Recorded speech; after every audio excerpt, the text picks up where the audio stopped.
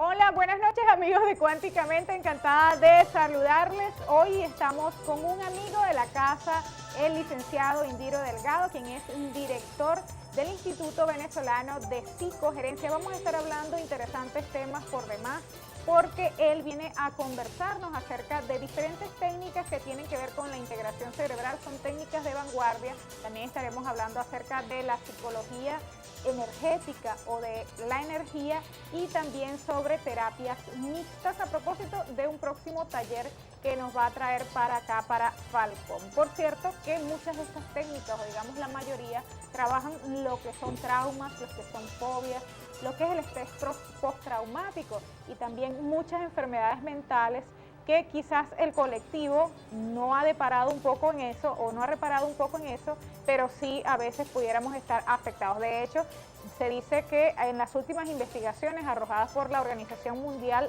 de la Salud, casi el 7% de la población mundial padece de alguna fobia y bueno, son justamente las mujeres. La mayoría de este porcentaje quienes padecen algún tipo de fobia y entran pues en todas estas situaciones de traumas, de miedos. Y hablando de miedo, justamente Cuánticamente siempre ha buscado de trabajar eso, de que el venezolano, de que el falconiano comience a darse cuenta, ¿verdad?, cuáles son los miedos que nos aquejan y comenzar a trabajar en función de ellos. Pues ven, qué mejor que Indiro para que nos diga acerca de estas terapias. ¿Y por qué son terapias de vanguardia? En primer lugar, obviamente, por lo novedoso que son, pero ¿por qué son tan importantes o quizás ya nos vienen a dar una nueva visión de lo que es la salud y de lo que es la curación, ¿no? Indiro, buenas noches. Buenas noches, Katy. Gracias por la invitación. Saludo a toda tu audiencia. Bueno, esto de las terapias de vanguardia es una cosa que ha venido revolucionando lo que es el campo de la psicoterapia y pensamos que ya era hora de que la psicoterapia se cambiara una cantidad de paradigmas que viene arrastrando desde hace mucho tiempo con los inicios de la psicología. Y, por ejemplo, fíjate el campo de las telecomunicaciones, cómo avanzó con la aparición de la computadora. Si nos ponemos a pensar, por ejemplo, qué tiempo demoraba enviar una carta desde Punto Fijo a México o a Colombia, o desde Coro a Inglaterra en los años 50. En barco iba. Iba en barco, sí. ¿Y cuánto tiempo demora enviar un mensaje hoy en día con las tecnologías que tenemos? Claro. O sea, cosas de instantes. La globalización que llaman, ¿no? Sí, entonces la tecnología nos está permitiendo que eso sea posible. Y esto también tocó el área de la medicina, llegó al área del transporte, llegó al área de textilera, al área del hogar, muchas cosas. Sin embargo, el área de la psicoterapia había quedado rezagada en el tiempo. Y hace unos 20 años comienzan a aparecer una serie de técnicas basadas en la integración cerebral. Aparece una técnica que desarrolla una psicóloga en Estados Unidos llamada Francine Shapiro. Ella descubre que al hacer movimientos oculares, es decir, movimientos de sus ojos de un lado a otro, las perturbaciones bajaban significativamente. Ella comenzó a investigar sobre esto. Problemas o situaciones que tuviese la gente en ese momento, ¿no? Entiendo. Sí, ella comenzó a probarlo con ella misma por una perturbación. Caminando en un parque comenzó a hacer eso y se dio cuenta de que la perturbación había desaparecido. Luego lleva adelante una investigación con sus pacientes, con estos soldados que vienen de la guerra. Ella comenzó a trabajar con los soldados que venían de la guerra del Vietnam. Normalmente van a psicoterapia un año, año y medio, por los métodos tradicionales. Y la doctora Shapiro comenzó a aplicar esto del movimiento ocular con sus pacientes y se dio cuenta de que reprocesaban todo lo que eran los episodios traumáticos en sesiones cortas y en pocas sesiones en realidad. Entonces aquello que era un año, año y medio se reducía prácticamente a cuestión de horas, de minutos.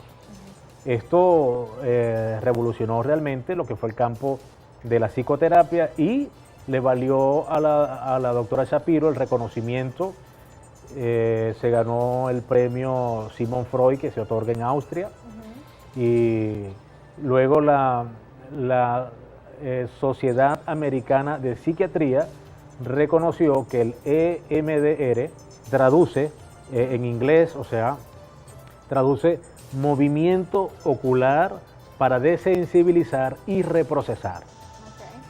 Entonces, la Asociación Americana de Psiquiatría reconoció que el EMDR es la psicoterapia, la técnica psicoterapéutica más importante, la número 1 para abordar este tipo de situaciones. Esto en el caso de las terapias de integración cerebral, ¿no? En el caso de las terapias de integración cerebral, sí. Luego tenemos, esto ha sido avanzando, un psiquiatra de la Universidad de Harvard llamado Frederick Schiffer, en el año 2000, comienza a hacer un estudio sobre la que es la integración cerebral, haciendo uso de las luces. Entonces descubrieron que de cierta manera la luz podía incidir en activar un hemisferio cerebral.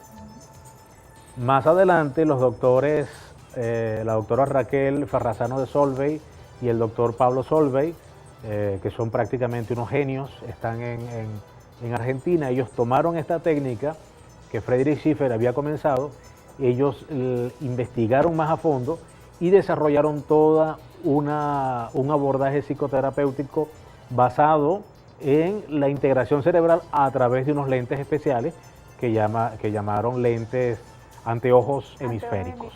¿No? Anteojos hemisféricos. Que de eso tienes un taller próximamente. Sí, nosotros vamos a dictar un taller acá en Punto Fijo próximamente. Okay.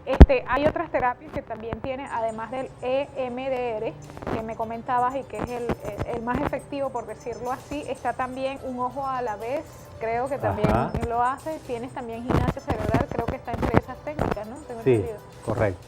Bueno, la terapia de un ojo por vez o un ojo a la vez lo desarrollan unos PhD, Audrey Cook y Bradshaw en Canadá, y es basándose un poco, es como una variedad de lo mismo, ¿no? O sea, es integración cerebral, es activar un hemisferio y activar el otro para que entonces la situación traumática que la persona esté viviendo pueda pasar de un hemisferio a otro, y de esa manera se activan los recursos y las habilidades que tiene el hemisferio izquierdo, que es el hemisferio que logra aportar lo positivo, o sea, el punto de vista positivo frente a una situación.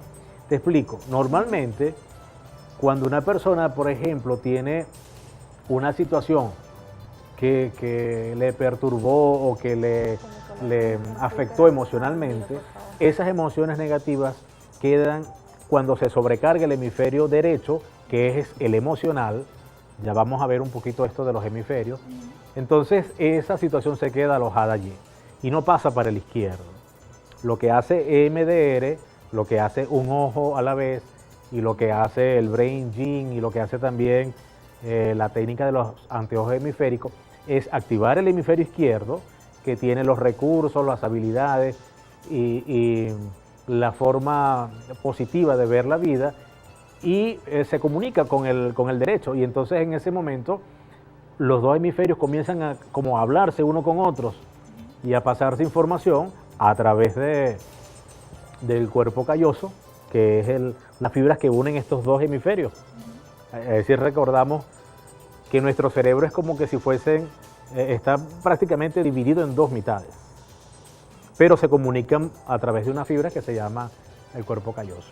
Vamos a hablar más de sobre esto, Indiro, pero vamos a decir muchas de las cosas, o sea, que quizás pueden atender lo que son estas terapias, y tú me vas a decir por qué lo importante y por qué es tan necesario. Voy a pedirle por favor a Máster, Iván y Carmen que nos vayan colocando las imágenes, sobre todo de las fobias, que son de los males más generales, ¿no? Que están aquí, fíjate, allí vemos la imagen. Allí es donde hay que decir María Purísima, no, de una de las eso fobias, no es fobia, eso un miedo, yo creo que todo el mundo, ¿no? Un miedo latente a la muerte, fíjate, fobia a las inyecciones, tú nos podrás decir, por favor, hablarnos acerca justamente de fobia a la sangre, que estamos viendo allí en pantalla, en todo caso, las imágenes de las fobias más comunes, ¿no?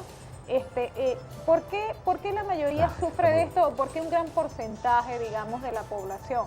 Pareciera que 6% es poco, pero bueno, si lo calculamos a no sé cuántas millones de 8.000 millones de habitantes. De habitantes en el mundo, pues es un número bastante significativo, ¿no? ¿Por qué esto? La presencia de esto y cómo intervienen allí las terapias, ¿no? Bueno, fíjate que las fobias es un tema bien interesante.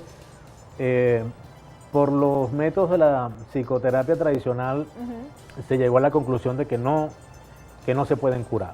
Esa fue la conclusión que tuvo Freud. ¿En serio? Luego apareció la programación neurolingüística y la programación neurolingüística abordó el tema de la fobia, hizo todo un método para que la persona pudiera salir de la fobia. Y luego aparecieron las técnicas de integración cerebral que son mucho más veloces todavía en el caso de tratar la fobia. Una fobia es un miedo incontrolable a algo. Es normalmente irracional. Es irracional porque en una fobia están presentes dos elementos de nuestro cerebro. Uno es el hipocampo, que guarda lo que tiene que ver con las imágenes, y el otro es la amígdala. Nosotros tenemos una amígdala dentro de nuestro cerebro. No confundir con la amígdala que tenemos en la garganta, porque a veces me ha pasado que hay gente... Pero esa amígdala que tenemos en nuestro cerebro se une con el hipocampo y la amígdala es la que guarda las emociones negativas. Entonces el hipocampo genera una imagen, la amígdala genera la emoción negativa y no entra lo que es nuestro prefrontal, que es donde está nuestro razonamiento. Esta parte se desactiva por completo. Por eso es que las fobias son irracionales. Y una persona frente a una cosa tan chiquita como una chiripa, la persona puede salir corriendo y a veces queda mal porque después dice, bueno, pero ¿qué le pasa a esta persona que enloqueció? ¿Es un trauma la fobia? ¿Viene de un trauma? ¿Puede ocasionar? Bueno, la fobia es traumático enfermedad. Vivir con una fobia, pero aquí se descubre que detrás de cada fobia hay un trauma oculto. Pero no es lo mismo, o hay un trauma oculto, pero dependiendo... Hay un trauma el trauma que está... entiendo yo que ya es una enfermedad bastante fuerte y que puede ser, y tiene dos magnitudes, ¿no? Según estuve investigando. Hay un trauma que puede estar a nivel inconsciente y es lo que se trabaja. Una vez que se trabaja ese trauma, la fobia desaparece en el acto. Yo he tenido la oportunidad hace poco de trabajar una fobia a la muerte, eso se llama tanatofobia.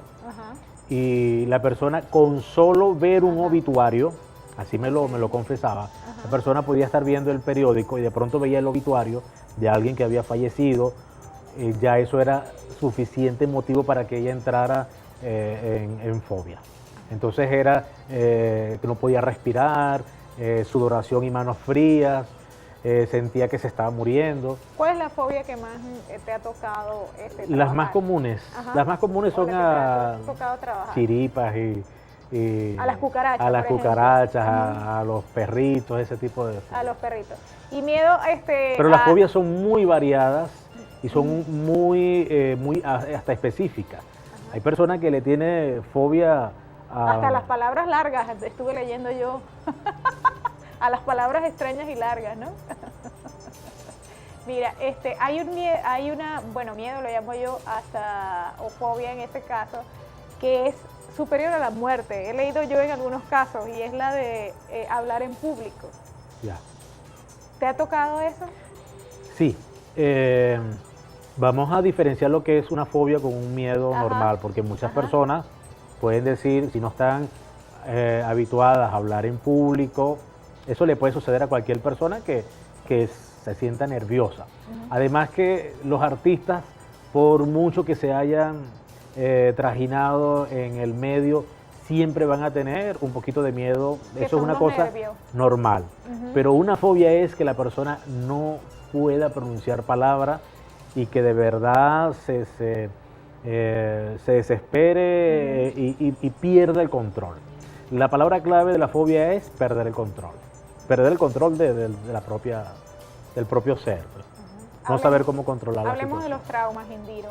Háblame de los traumas. Estuve leyendo, estuve investigando que hay dos tipos de trauma y depende mucho de cómo se originan. O sea, uno dependiendo de la magnitud, como por ejemplo los desastres naturales, que pues los dicen que son los traumas así como que los más grandes, ¿no? Pero eso varía y entiendo también de la persona el grado de afectación que le pudo haber originado. Y incluso me llamó mucho la atención porque hay en algunos trabajos que dicen que es traumas con T en mayúscula, aquellos que son originados, por ejemplo, son de grandes magnitudes como accidentes, abusos, guerras, desastres naturales, y los traumas en minúscula, que son aquellos de repente por la percepción de humillación, de repente por un cambio de rol en la familia, desprotección, que quizás el venezolano, ¿no? lo sufre más, o el falconiano promedio. ¿Tú qué me puedes decir al respecto? Y realmente si no habría que definirlos a ninguno, ni clasificarlos, porque al final un trauma es un trauma. Entiendo. Sí, lo que tú dices, hay traumas con T mayúscula. Los traumas son objetivamente traumáticos. Es un trauma que pudiera ser trauma para cualquier persona. Claro. Por ejemplo, una explosión, una guerra, eso es traumático para cualquier ser humano. Pero hay traumas con T minúscula que son subjetivamente traumáticos. Es decir, lo que pueda ser traumático para ti, quizás no para mí. Okay. Por ejemplo... depende de sus campos de percepción. El adolescente que quiso bailar con la muchacha en un baile. En el baile, ella le dijo que no, la rechazó y él más nunca quiso invitar a otra. Okay. Eso es un trauma subjetivo, pero es un trauma para él. Okay. Aquí se trabaja todo. Cuando nosotros estamos trabajando con estas técnicas, tomamos en cuenta todo, lo que sea subjetivo, lo que sea objetivo. Igualmente la persona lo vive. Hay algo que me gustó mucho y era que tú decías, porque yo recuerdo que en la reunión previa yo te decía en qué parte del cuerpo, qué programación puede tener la gente, porque a veces en la bioneuroemoción, que lo hemos tocado aquí el tema, y bueno, en otras corrientes y en otras áreas de la medicina hemos tocado eso, pero tú me decías, mira, no, nos vamos sencillamente al punto que te originó, el punto del tiempo que te originó ese trauma o esa fobia. Es así, ¿no? O sea, es la diferencia, quizás es una de las diferencias de estas terapias. Sí, cuando una persona está manifestando un síntoma, por ejemplo, tiene un dolor en alguna parte del cuerpo y no sabe de dónde viene, lo que hacemos es preguntarle al cuerpo, al inconsciente, que todo lo sabe, y que todo lo ha grabado en su vida, dónde se originó ese dolor, y la persona va a comenzar a ver la imagen. Es decir, el ser humano, decía Carl Rogers, tiene todos los recursos para salir adelante. Y eso lo estamos viendo nosotros con estas técnicas ahora. El ser humano es esencialmente sabio de lo que le está ocurriendo. Y a veces me llegan personas y me dicen, bueno, mira, Indiro, yo tengo esta situación porque a mí me pasó tal y tal cosa. O sea, ya él sabe. Ya, sí, y yo sospecho, y entonces yo trabajo con eso, y efectivamente la persona se va bien. Excelente. Pero a veces van, por ejemplo, como la persona que va al cardiólogo y le dice, mire, doctor, a mí me dio el infarto porque mi hijo se había casado, yo me quedé solo, y ahora tengo que trabajar en la bodega yo solo, y eso me da nostalgia. Pero el cardiólogo le puede decir, no, a usted le dio infarto porque usted tiene el colesterol alto, los triglicéridos y no sé qué cosa. Entonces, allí hay... No van hacia la parte emocional en todo caso, sí. Que por lo general es la causa, ¿no? Sí. es la causa de eso. Mira, Indira, vamos a hacer el primer corte, pero en breve regresamos con más de Cuánticamente y nos pueden escribir a través del 0424-617-6615 y también a través de las redes sociales. Gracias por sus comentarios. Estamos en la grata compañía del director del Instituto Venezolano de Psicogerencia, el muy destacado licenciado Indiro Delgado. Ya volvemos.